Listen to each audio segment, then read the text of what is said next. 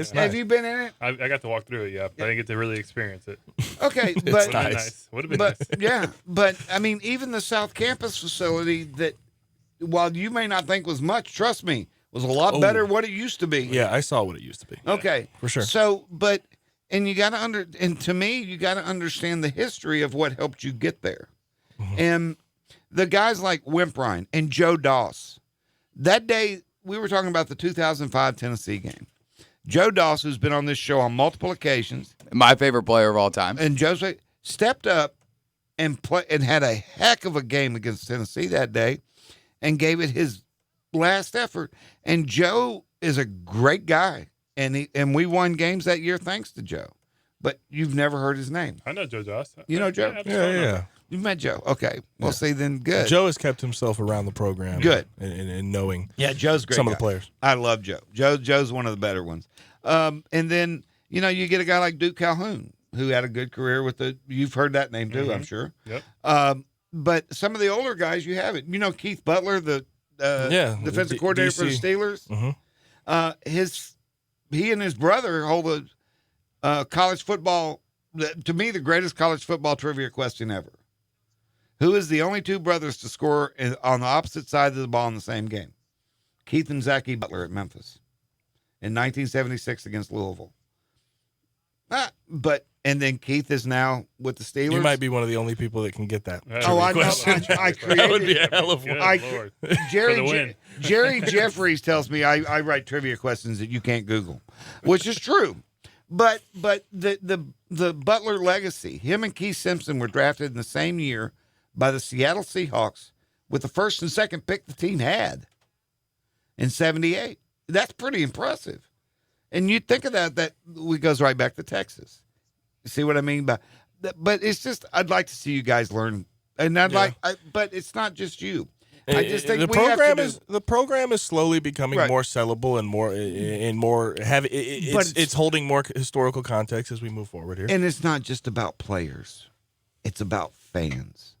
We need to teach fans that. Yep. It's like we need to teach fans how to act at a stinking football game. Yesterday, I watched the cheerleaders try and make noise when the offense is on the field and be quiet when the defense is on the field. And that happens at home. Take people- it easy on the cheerleaders, Oh. John. Come on, man. Well, I'm Know your married a job. cheerleader. Come Yeah, on, I can't yeah. say much here.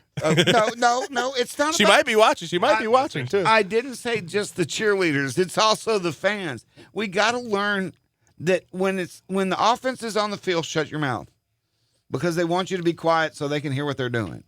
When the defense is on the field, make as much noise as you humanly can so the other guy can't hear what you're doing. Right. It's simple football cheering 101, is it not? Mm-hmm. Am I? 100%. You're dead right. And it's one of those things we need to get better at as an institution. And I think it's one of those things that we need to learn both from the cheerleaders and from the fans over the years, is to get that right. Because teaching the history and how to act at a game is basic stuff. And just watch what the other team does and the other team's fans do, and do the opposite sometimes. Now, with that said, Monroe was the worst road experience I've ever had. Worst. Even Worse. UCF. Even over UCF. UCF. The fan, no, not the fan experience. Okay. The UC Ref is the worst fans in the country. How many times have you had things thrown at you down there? I haven't had things thrown at me, but I have heard some. There were some choice words. There was a beer can fly out of the stands when you were down there in 17. I knew that. I didn't get hit by it. Okay. I actually caught it and drank it. Yeah, I caught it and Now, shotgunned see, it. that I could see. But the playing music when an injured player's on the field, playing music when the other team's offense is on the field. How about a PA announcer booing a call? That's Yeah, a first. I think that's a first. That's a first. And Sunbelt. it's Sunboat? yeah. And look, I get it, but goodness gracious, Monroe was awful. And that's the first time we'd ever played there. Did not know that. Mm-hmm. How many times have they played them in history? Do you know? About half a dozen. Okay. And you know why we went there? Any idea? Nope. What's within about 100 miles of Monroe? To New Orleans? About 100 Division I football prospects. But Yeah. that's what, Geographically, I'm not very strong in geography there. yeah, I can That's tell something. you didn't know where Memphis was. I admit busted it. your I balls admit about it. that one. Okay, look. If you had something to tell the Tiger fans, what would you tell them? Anything. Anything. Anything. Anything. Pack your bags. We're going to New Year's 6th. Pack your bags. Confidence is sexy. He's Brad Pitt. Yep. Okay, now, because you'll be back. I ain't worried about you. So I don't get my time. No, you don't get your time. This is all Dan time.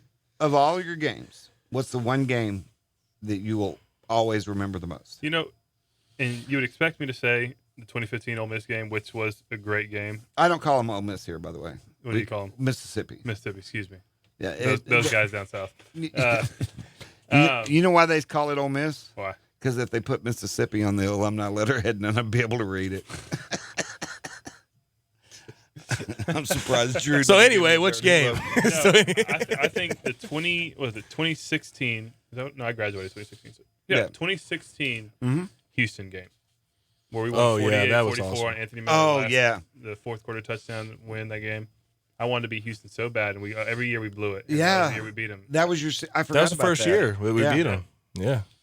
Freaking shootout, and that was just a game for me. The senior day, I mean, everything kind of came into one there. And we had a minute or less than a minute Yeah. to go down and drive. Yeah, Anthony Miller caught that a was slant one of right the across quickest middle field. drives I've ever seen Yep. done in that stadium. It was Yep. amazing to Yeah. watch. It was. We had to pick up a blitz on that last play Yeah, with Anthony. yeah. I remember now, that. That was now, what's the game you'd like to have over? Probably Houston. 2015. 14, 13. I mean, heck, we lost. Pick the year. Yeah, 2013, we lost them. I mean, we had 5 turnovers that game. Yeah. The next year, we blew 2 17-point leads, and yeah, everything revolves around Houston. that 15 one was that one hurt. So knowing these guys beat them 3 in a row, is there a little envy there? I think there's more joy. Yeah, Yeah. I think I can't stand Houston. I mean, that's just yeah. Okay, now SMU, how bad do you? We just beat them. I don't even have Yeah. that I mean, I had one of my better games in my career there, but I mean, yeah, really. Now here's the thing about SMU that I don't respect at all is the way they've done it. He brought in a buttload of graduate transfers. Did you hear the real number on that? What was it? 31. you're 31. kidding me. I didn't know. 31 transfers. So I he's told my basically dad got- that, and he goes, "What? He- Gads." 31. He's got 31 guys in there that are players for hire, basically, and they'll be gone in a year, and Or then 2. majority of them will be gone. Yeah, quick. Yeah, January 1st. And then he's got to look at the donors and say, well, we'll do it again. And now he's got to convince 31 more guys that he can come in and play for a year. I just don't think it's a good way to build a college football program. I don't think it's fair to your donors. I don't think it's fair to your fans. Then there's always the side of it that talks about, look at what Georgia and Bama bring in a decent amount of JUCO guys, Yeah, they a do. decent amount of transfers. They do that stuff too. So Well, their payrolls. I think 31 is way too excessive. Yeah. They're going to have to learn how to recruit out of high school to make that program continue on an up track. But it won't. It won't. It'll at collapse this in a point, year. though, you do have to have some appreciation for the fact that they're back in the top 25 since the death penalty, which is pretty cool. And when it starts to fall apart, how quick will it fall apart? That's the $100,000 question, isn't it? If there's no loyalty to the guy next to you, how quick are you going to be there when it gets tough? I guess that's going to come down to coaching. What he does with them. But guns for hire are never a good thing, in my opinion. But that's just, I'm old school. Now, I'm going to get you guys some Tiger football lessons, if it kills me. No, it's just there's a lot of guys that, like Powers. You had no idea who it was. Chris made arguably the biggest catch in school history. Right. And you didn't even know his name. Now you see why you should have. But that's my point. Is I want more people to learn their Tiger football history. I think it's important to us because we could grow that way. All right. Well, that about wraps us up. Another night. Next week, Gabe's back in here. Spencer Smith will be next to him, and I will be in the Wolf Chase Honda HRV mobile studios somewhere outside Washington, D.C. Yeah, that's going to be a heck of a drive. Oh, and piece of cake. All right. I want to thank everybody for listening. We do appreciate it. Thanks for the messages. And want to sing get well wishes out again to Lisa and my sister-in-law. We will help you get better and back at it soon. For Drew Barrett, I'm John Stacy. For Daniel Montiel, did I say it right? Yeah, you got it. Gabe Kuhn, we'll see you next week right here on the Blue and Gray Show. We are Sports 56 WHBQ Memphis, WIVG FM Tunica Memphis, and WPG FLP Memphis. Flynn Broadcasting Stations. The following is a presentation of Westwood One Sports. It may not have been a masterpiece, but